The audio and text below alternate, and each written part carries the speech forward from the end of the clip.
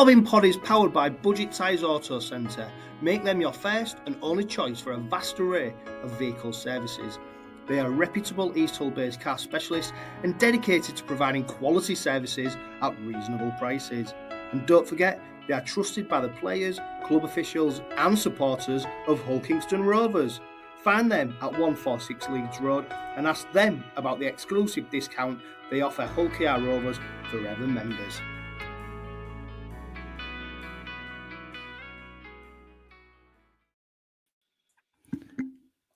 Hello and welcome to the first in a series of special Robin Pods which have been released in the build-up to the Hull Kingston Rovers Challenge Cup final fixture against Warrington Wolves. Over the next few days, I'll be bringing you all the latest news, views and insight as Rovers look to get the Challenge Cup in their hands for the first time since 1980. For today's Robin Pod, Bazza Kingston joins me to look back at the Robins' deserved victory over St Helens on Friday night. Bazza, welcome to the Robin Pod. Cheers, Johno. Thanks for having us back on, mate. For people who are listening to this on the podcast and not watching on YouTube, Bazza's got mood lighting in his luxury lorry. Honestly, I swear, it turns more into like a luxury apartment more than it does a... What are you driving, Bazza? What are you driving? V8 Scania, mate, with all the V8 mod cons and aircon pod, everything. So I'm nice and cool on the night. I'll tell you what, mate, what an easy life you've got here. All you've got to do is navigate the motorways and highways of Britain in the lap of luxury. Hey, mate, I was on the road at 2 o'clock this morning. It's not that easy. No doubt, mate. No, I'm all joking aside. But I tell you what, this first Robin Pod, we're going to look back at the St Helens game because it deserves a mention because it was a great performance from the Robins. Much of the work during the first half. What did you make of it, Bazza? Well, I didn't really have any sort of expectations going into this game because it was just a massive guessing game for every Rovers fan. Like, what team we're going to put out?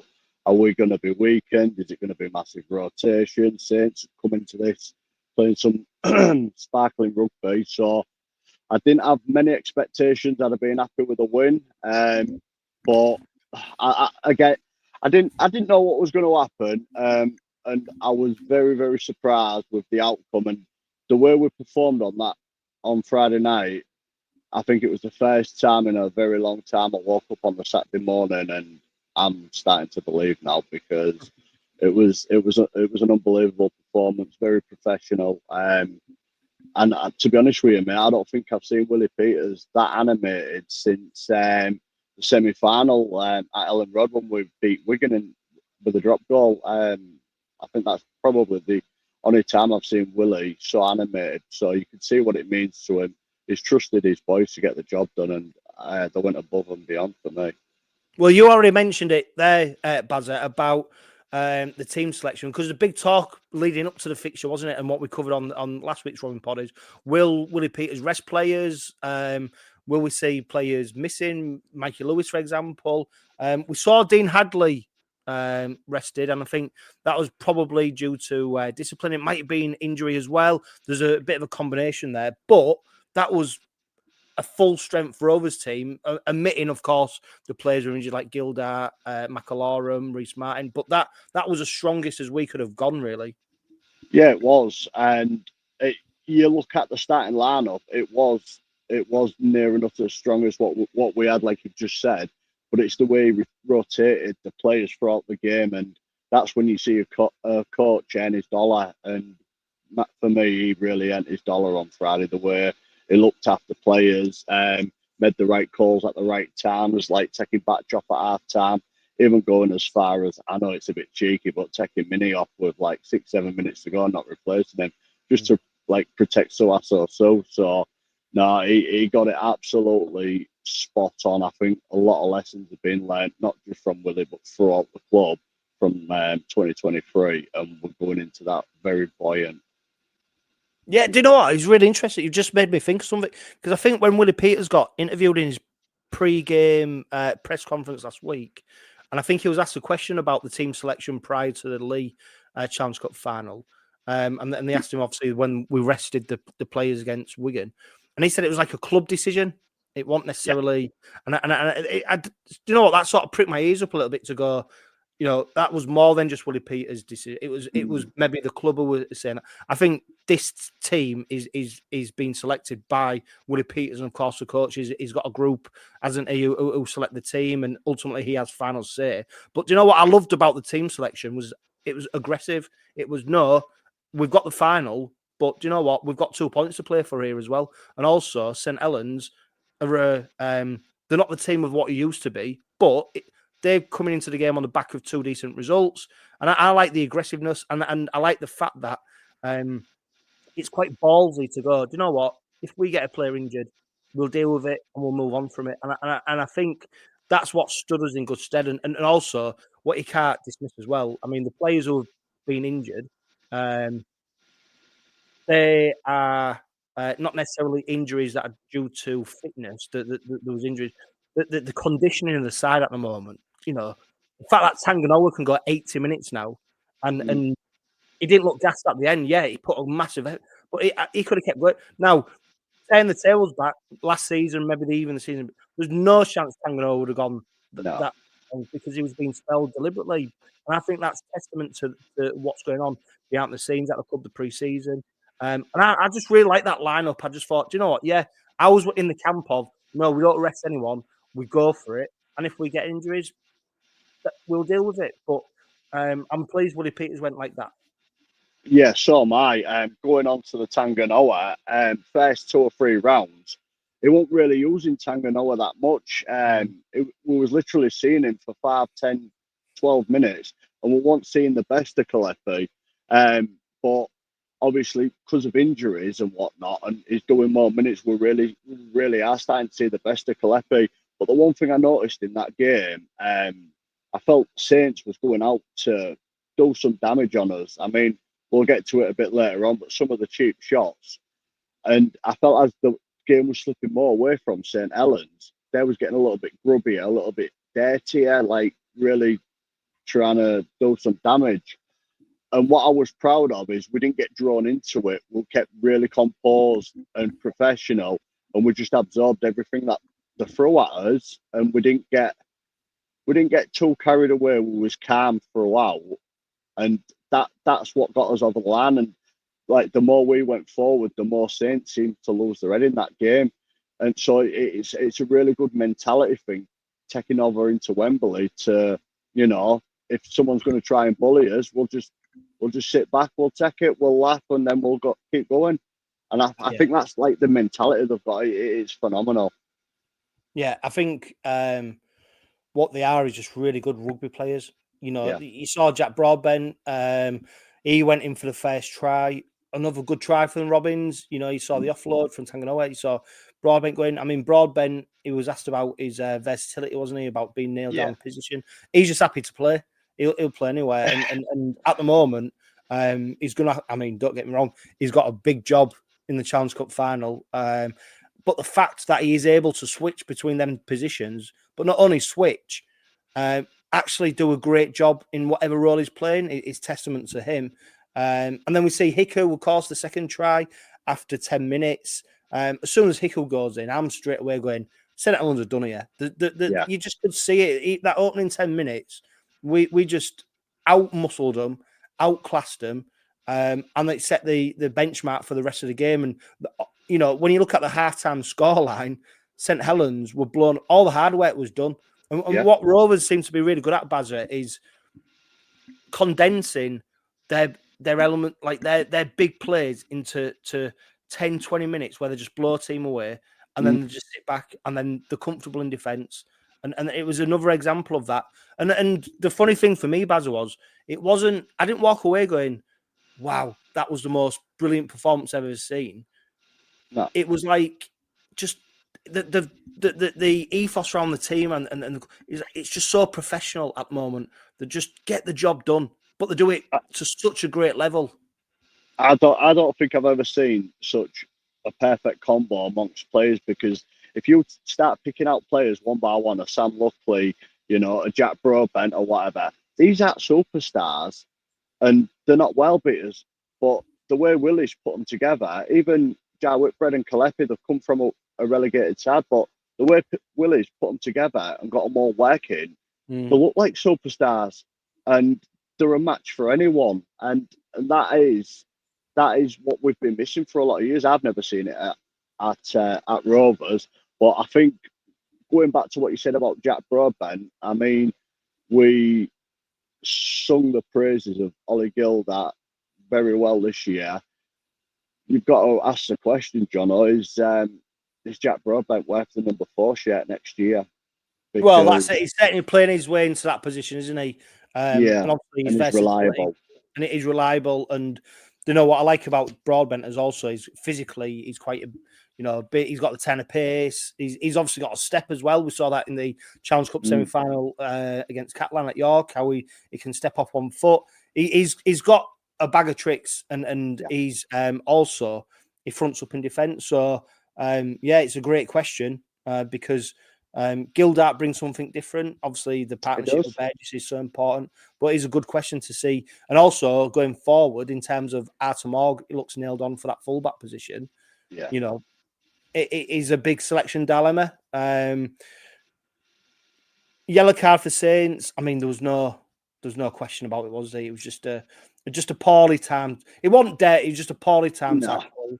But Morg don't invite it. But the way Morg plays, he leaves defenders scrambling, and that was another example of where Morg's footwork and pace just makes the defenders not able to react as quick as what they'd like to do, and then they come up with the errors and come up with the high shots like Dean Cross did, and then he deserved to be gone. And Morg, I mean, it's going to be interesting. We're going to talk about the final in podcasts later on during the week, but Morg has been exceptional for me. I love him. I just think he's fast. There was a big question mark when Gnarl Evans went, and I do think 𝗬𝗏 is Gnarl Evans Mark II, and that's no slight to Gnarl Evans because I thought he was fantastic for what he's done. But 𝗬𝗏 has just brought that fullback role. He just raised the game the way he plays. He has. It feels like he's been here for years, and I think they've said that a few times. And what I love the most is the way he's come from France. Yeah, it's not a million miles away, but he's come across to East Hull and he's embraced the culture and he's settled in so fast. The players have welcomed him and everything's just clicked with him. And like he seems so happy. I mean, I actually laughed the other week because he put a story on Instagram, a photo of onto seafront. That's no south of France, but the lad must be happy exploring the East Coast, but it's he's brilliant. I think he's the missing link, and we've got a lot of cover for kickers now. It's a bit like is it James Donaldson? He used to lead with his head, who used to play for us, didn't he? Yeah. And 𝗬𝗏's been said that he's a little bit like James Donaldson leading with his head to get the penalties, but it's just his size, and players can't cope with him. They can't handle him, especially when he comes off his right foot and ducks. It is what it is. But I was going to say, go on, sorry, John. Go on, Bazza, you go. I don't think that yellow was the worst offence of the night. I thought Morgan Knowles on Mikey was the worst, and if the ref had clamped down on that and sent him for 10, maybe Saints would have cleaned the game up a little bit, but they just kept throwing dirty shots in, and I think the Dion Cross one was enough's enough. Yeah, well, I think Dion Cross was a victim of what's gone before, which has been noticed by the touch judges, by the referee. They've let it slide, and then it's basically come on, and to be fair, from there, I mean, Mikey was targeted throughout the game. That you could see it calmed down a little bit towards the back end of the second half, but it was targeted. I mean, talking to Mikey Lewis, for me, he got the try of the game in that first half, the Sam Luckley offload, and then Mikey Lewis, he just bursted onto that. I mean, Sam Luckley in the team of the week is another unsung hero, isn't he? Another unsung hero. Bazza, he looks like he's absolutely loving life at Kingston Rovers. He looks like he's always in the picture. If you go on Instagram and you follow players, he's always one who's in the picture with somebody else. So he's got friendships. But not only that, I remember when we first signed him, and people were questioning, you know, is he good enough? You know, he wasn't necessarily a regular for Salford as well when we first signed him. And what he's been able to do with his game under the tutelage of the Willie Peters and the coaches there, his game's come on, and he's pivotal to that side. And like he's like an octopus with Vaseline on his tentacles, because he just gets that ball out from. And honestly, the opposition, they know what he's going to do, and they can't stop him. I don't know how he does it. I wonder if he knows how he does it, because he's able to free his arms up, and the benefit of that was Mikey Lewis, and don't forget as well, Mikey Lewis did have a bit of work to do as well. It looked like he at one point he might have been caught, and then he just put the afterburners on him, and he was straight through, and it was a fantastic try.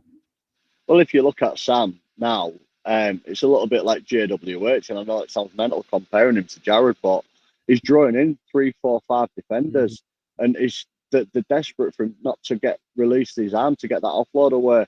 And like I've just said, Dean Adley for many years has been unsung hero. People don't see what graft he gets through. I think Sam Luckley's like that now, especially over the last 18 months, cutting out the stupid offloads at the wrong time in the wrong places. He's becoming a very complete prop and goes under the radar a little bit. No, I've got a lot of love for Big Sam. He's cracking bloke as well. Yeah. It really is. I mean, if you're the opposition defence, if you see if Rovers are in their 20, and you'll see Sam Luckley powering onto the middle of the pitch, you know, towards the sticks, you don't know what he's going to do. You don't know whether if he's going to offload. You've got to then consider, is he going to barnstorming run, go straight over us, and the amount of times he gets that ball free. I mean, it's fantastic, and he's so pivotal to the side. And you know what? It's great to see, because he looks like a great bloke as well. You know, the documentary, what they did before Magic Weekend on Sky, a family man, like he loves his family. He's appreciative of the fact that he's earning a wage playing sport. One of the rare things is he's a Geordie playing professional rugby league. You know, he's a real wholesome character, and I'm delighted to see how he's doing at the moment, because you can see how much it means to him. Well, without being too disrespectful, he's an estate lad. You know, he's from an estate. He's done it the hard way. Yeah. Our club, it's on East Hull, an estate, working class community. So he understands that, and he appreciates that, because that's his roots. And I think that's why he's took a chance to Hull Kingston Rovers. Yeah, and Elliot Minchella, last try of the first half, he's off the noodle run. He's first try of the season. I'm sure he'll be delighted with that. I mean, there was a lot of work from Lewis. It was fortunate in how it came about, but what I loved is the speed of the reaction, how it then manifested itself into a try. You know, it wasn't just, oh, let's see where the ball goes, or let's go into a defensive position. It was on the ball, and Minchella just bursting through. And that's what I just love about Rovers at the moment. It's the speed and the execution, and the speed of thought in the mind to make things happen. And Minchella, he's always there in that middle position, isn't he? He's so important to the side. I was delighted for him to get that try. Yeah, brilliant try, wasn't it? It was good vision from Mikey as well, to see the space to try that cheeky kick. And he got a bit fortunate with it, but Mikey's really starting to show the man of steel of form of 2024. And like you said, the follow-up play from Mini, that's the chemistry, that's the connectivity between the players, and you can't buy that stuff. They know what each other's going to do, and you know, it's not always going to pay off, but when it does look very, very good. It's like, I know you're going to come on to it, but what I think the try of the game for me was Jez Litton's cute little kick through. That was fantastic for Broadbent's second try. That was brilliant. Well, they capitalised on the yellow card, didn't they? And it came pretty close after Deon Cross got yellow carded, and the vision. And don't forget as well, Litton was playing in the halves as well for much of the second half when Tyrone May went off. Do you think that was a rest in? It was just a chance for Tyrone May to get off, or? Well, it was squeaky bum time, wasn't it? The first minute, his arm was hanging a bit because he took a bit of a knock. But it's hard to say with Tyrone, because he shows no emotion when he's hurt, when he's happy or anything, and he's still hit just as hard, even though he took that knock in the first minute. But maybe it was a knock, maybe it wasn't. But either way, 𝗀𝗧𝗏𝗂𝗃 again did the right thing. He's nursing him. You know, the damage is done. There's no point in taking any more risks. Yeah, and don't forget as well, this was 𝗏𝗂𝗏 going off as for as much as he did. We saw 𝗂𝗏𝗏𝗏. I mean, 𝗂𝗏𝗏𝗏 was on and off, on and off. I think they was trying to rest 𝗂𝗏𝗏𝗏 as much as they can. Obviously, 𝗏𝗂𝗏𝗏's injury made it probably didn't help 𝗂𝗏𝗏𝗏 in terms of him having to play a pivotal role, an important role in the side, but it definitely didn't help. Obviously, for St Helens, Jack Welsby going off didn't help them. But do you know what? With St Helens, even if Welsby stayed on the pitch, they don't look the side of Tristan స్థ. I mean, I called him out after they played West Hull at Craven Park, and I looked at Tristan స్థ. The only player who impressed me in that West Hull victory, bearing in mind, I think, what was it, 30 points upon him, was 𝗂𝗏𝗏𝗏, and I think he does look like a real talent. Tristan స్థ, for me, he looks a shadow of a player who's come over from the NRL, and for me, he doesn't offer anything to St Helens. And I think, to be fair, you've got players like Walmsley still trying to get around, and they just look slow. They don't look. Do you know what? We put them to bed at their place, and we looked pretty much comfortable. And now we look even more comfortable, and that's on the back of them having two victories. So this is why, like you, Bazza, starting to blip confidence-wise, you know, this Rovers side is just like a machine at the moment. They just go about the business so thoroughly, with so much power, so much speed, and they back each other up. Yeah, absolutely. And I think, like, for many years, Saints was the benchmark. They've clearly dropped off. But I think the way we've been as of late, and you might think I'm mad for saying this, but I think we're getting pretty close. We're not quite there yet, but I think we're getting pretty close to like a Wigan standard. Now, if we can carry on with this standard and keep raising it, there's no reason we can't do what Wigan do. And 𝗀𝗧𝗏𝗏𝗏 always uses Wigan as like a blueprint. And honestly, watching Rovers, it's like watching a Wigan, like a well-oiled machine. But we ain't got the superstars. We ain't got, you know, a 𝗀𝗃𝗓𝗏 or a 𝗃𝗂𝗏𝗏. We've got our players who, you know, the just as good as the Wigan superstars, as in competing, working hard. 𝗃𝗃𝗓𝗏, she will mention him now or later, but what a boy he is. Yeah, what did you make of 𝗃𝗃𝗓𝗏𝗏's performance? Well, when I first saw him against Oldham, I was very impressed. I even thought then, like, could this be a junior in December in the making? Then we saw him at Magic against Salford, and I personally thought, right, he's been saying he's hungry, he's ready for Super League, he wants his chance, he wants his share, you know. And when he was on the bench, obviously I'm happy for the boy because I want to see more of him. But for me, I thought this could be make or break for Doro. It could go one or two ways. He could absolutely light it up, or we could actually see maybe he's not quite at that standard yet. For me, exceeded all expectations. It was outstanding. Yeah, there was a couple of drop balls, an incorrect play of the ball, you know, but he's a raw talent. It's just put George Delaney on his backside. You know, he's going toe to toe with Matty Lees and Alex Walmsley. And this is a young lad who's just signed from Bradford, who wants his opportunity, and I think he took it with both hands. And I think over the next 18 months, I think we'll have to get him tied down to quite a long deal, because there is definitely a player in there. He's hungry. I was a little bit indifferent with 𝗃𝗃𝗓𝗏𝗏's performance because, you know, he's got the pace, he's got the power, he's got the aggression. He's got the range. Don't forget as well. I mean, the size of him means that you don't know whether he's going to offload. The 3 errors he came up with, though, that's not the level we're at, and I think that's why there's a lot to work at with him.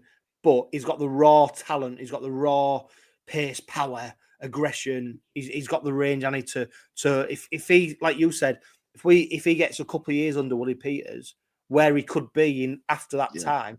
And I think they've been smart about how they manage his time at the moment. I don't know, and maybe he's actually fast forwarded a little bit, of course, with the injuries we've got, and then obviously with Hadley then being rested, while Hargreaves not playing, he's probably been fast forwarded a little bit more, a little bit like Bill Leyland. I don't think Willie Peters probably expected to see him playing, but he's got the attributes where you go, he's got to kick on. We've got to make something of him, because if we don't, it'll be sad in terms of how what he can bring to the team. But you saw the rawness with the knock-ons, didn't you? That was the only sort of. I mean, I was surprised he got the sponsors man of the match. Don't get me wrong. Yeah. But it's good to him get that recognition. I think Michael Lewis was deserving of the Sky Sports man of the match. I think when you look at Mikey Lewis's influence on the game and what he brought, I think he was well deserving. But it's great now that we're having a conversation where Eric Doro is pushing for a first team player. Do you know what? Another player I've spoke about him before is Jack Brown as well. How he's coming on. You know, Pete. I think sometimes with the interchanges, supporters expect a player to come on and burst through. You know, do everything. Yeah. A bit like when we first signed Wadham Hargreaves. People thought he's going to be smashing through every line. He's going to be offloading. He's going to be taking people. No, but what they do is a great job for the team. And I think Brown is a proper team player. And I think Willie Peters, like I've said, he really likes him. The big question mark is, Bazza, whether he features in the Challenge Cup final. Well, it'd be a dream for him, but you can't give him a place just for his dream because it's his boyhood club. For me, right now, I'd definitely have Jack Brown on the bench over Doro. That's just purely for experience, you know. It's a tough one. I think I'd have Doro at 18th man, but Jack Brown, it brings something different, and he's not the tallest of props. He's not a 6'5" prop, but he holds his own even against the biggest props. I think what Willie will have to look at is like what he's going to be coming up against. You see, I've noticed with Willie, he don't bring the likes of Jack Brown on till like the 70th minute, 65th minute. So, and our props have got a good enough engine to do big minutes, but I'd like to see Jack on the bench at least at Wembley. But again, it's us picked up knocks, us training well. You know, all Dean Hadley, it was a car for sure. I personally think it was down to the disciplinary, but who knows, mate. But no, Jack Brown, he's getting better. When we first signed him, it was a little bit unfit because of where he'd come from, but he's a lot sharper, he's a lot leaner. When he come back from pre-season, when he played in the Amsterdam Challenge, it was a different player to the player we signed last year. Yeah, I'll tell you what, Bazza, I am going to pick you up on something you said though, in terms of before you said about we don't necessarily have a team of superstars. I'll tell you what, one superstar we do have, and he's the best in the competition right now for me, is 𝗬𝗂𝗃𝗃. You mentioned Jay Ward. I think 𝗬𝗃𝗃 is absolutely flying, and he's another one who just looks so happy in the side. I mean, that try he scored, he almost trundled over. I mean, it wasn't. Three blocks. He dragged three blocks over. Exactly, and it's not the first time he's done it either. No, and that's strength. That's pure strength. But to look at him, he's not ripped or anything. He's got good hips. He's got good vision and good strength in the legs. He's brilliant. Like that right wing now is so strong with Tom Davis outside him as well. 𝗬𝗃𝗃𝗃, he's got to be in the Super League Dream Team. I think he's only got a year left, Danny. End of next year. So if he's still going like that, I think I'd offer him another 2 years if he looks after himself, especially like the way Ryan always looks after himself. You know, it don't look like he's slowing down anytime soon. Yeah, and I think the big thing about the game, and this is why at the start of this Robin pod talked about how he enjoyed the aggressiveness of Willie Peters picking his team. It looks like they're coming out with it unscathed as well. I think we saw Batchelor, he went off. Apparently that was a dead leg, so not the worst. It was just a case of him going off with and then we saw Tyrone May rested. After that, we've got Hadley to come back, Wadham Hargreaves to come back. You know, going into that game on Saturday, on the back of another 2 points in Super League, we're in a good place. It's a good place to be, isn't it? I can't wait to see Jared back. I just, you know, I want it. It'd be nice to send him off in retirement with a Challenge Cup medal. You know, something that not a lot of Aussies win. But I'd want it more for 値𝗀 𝗪𝗪 more than anything. But for Jared, I don't. You might raise your eyebrows, but I am a little bit worried on Saturday if he comes in with a little bit too much enthusiasm. You know, he's had 2 weeks off, full of energy, wants to make his mark. I just hope he don't do nothing silly, and it'll be controlled. But you know what I mean by that, don't you? Yeah, well, I think, mate, the big worry wasn't it, when we first signed him? You know, like I mentioned earlier, the expectation is he's going to be steaming through everybody, and actually, what he's been really good at is controlled aggression. Yeah. Now we saw. I mean, I still can't get my head round that Huddersfield game. For whatever reason, Rovers just came out like so fired up. Like, and Hargreaves, he was doing stuff that he hadn't done in any of the previous games. He really wanted to lay a marker down. I don't know why. I don't know what's gone on there. He's had his medicine now. He's getting the opportunity to play on the biggest stage. Ultimately, when we signed him to play in these games. This was the draw, wasn't it? Come over to Rovers. You'll get the opportunity to play at Wembley. You know, and I think for the Aussie New Zealanders, playing at Wembley is still a big deal for them. Yeah, so they love it. Yeah, they love it. So I think, the challenge to him is keep a lid on it. But I've got every faith that he will, because I just think he's such a professional. And it wasn't like a lot gets make out of his disciplinary record. He doesn't play as many games as he does. If you look at how many games, 300 plus games in top level rugby league, he don't play that many games by being suspended and doing their things. So it's going to be great. We're going to talk lots more, Bazza, about the Challenge Cup final in Robin pods to come. If you're listening to this on Monday or you're listening to this on Tuesday, well, I'm lucky enough to catch up with Matt Newsom, who's going to be the BBC commentator for the Challenge Cup final on Saturday. He's really looking forward to talking about Hull Kingston Rovers, and we'll get a bit of an insight into his preparation. But Bazza, how are the nerves at the moment? Are you able to keep a lid on them, or is it literally just counting down every day to Saturday? Mate, if I'm going to be absolutely honest with you now, I'm counting down the days. I ain't got the cocky arrogantness about me. I've just got I'm feeling confident. I've never felt this confident before. I'm feeling good about it. Whereas previous finals, I've always had stomachs being in knots, loads of elements of doubts. But I'm feeling good about this, but not in an arrogant way. So I can't wait. I can't wait, mate. Get me in that car, get me down that M1. I'm ready for it. Can't wait.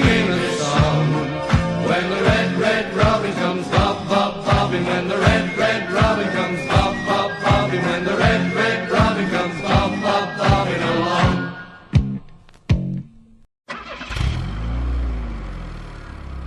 The Robin Pod is powered by Budget Tyres Auto Centre. Make them your first and only choice for a vast array of vehicle services. They are reputable East Hull-based car specialists and dedicated to providing quality services at reasonable prices. And don't forget, they are trusted by the players, club officials and supporters of Hull Kingston Rovers. Find them at 146 Leeds Road and ask them about the exclusive discount they offer Hull KR Rovers Forever members.